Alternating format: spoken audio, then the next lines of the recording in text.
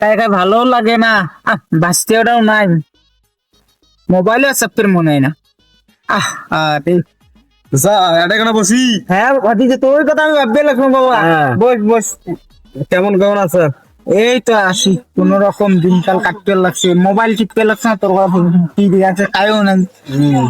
তা একটা একটা প্রশ্ন আছিল, প্রশ্নটা তো উত্তর দিয়ে পাইবেন কি?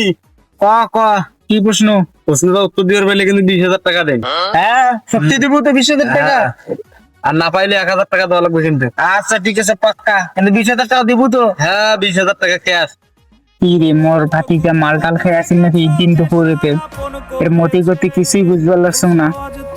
এই মুখ মোর কাছে নেবে 1,000, ওই মুখ দেবে 20,000 টাকা। কিছুই বুঝবার লাগছে না এর মতি গতি। আচ্ছা ভাতিজে, হ্যাঁ। আচ্ছা কি কাজ ক? আর কাজটা বেশি কষ্টের নয়, খাওয়া যায়, কিন্তু টাকা 1,000 করে দে। মোর কাছে তো টাকা ঢুকে নাই, এ বাবা মিলা তো পরে দিন। পরে হবে না, টাকা এলাই লাগবে। আচ্ছা ভাতিজে, কি বহুত বড় কাম, কত টাকা মুখ এমনিতে কোয়া না যায়, টাকা বেশির কথা হিসেব বাদ দে তো বাবা, তুই এমনি মুখ ক। না না দাদা, এমনি কওয়া যাবে না, তাহলে তোমার পাবাই না। এ, কি কছু মুই পাবার না? এমনি কওয়া যাবে না, যা টাকা মোবাইল দিয়ে ধরতো, যা ক তাং ক। শিওর তো? হ্যাঁ শিওর। শিওর? হ্যাঁ তুই মুখ 20,000 টাকা দিবি তো? হ্যাঁ শিওর। হ্যাঁ, 20,000 দেন। হ্যাঁ ক। কাঁচা, তাহলে একটা দাম বন্ধ করে মুড়ি দেখান তো।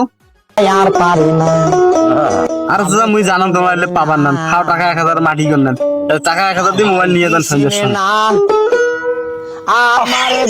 তোর ভাতিজা এখন বুদ্ধি কাটে মোর, টাকা 1,000 টাকা মাটি করে দিল। এই কষ্ট কোথায়? আমি হয়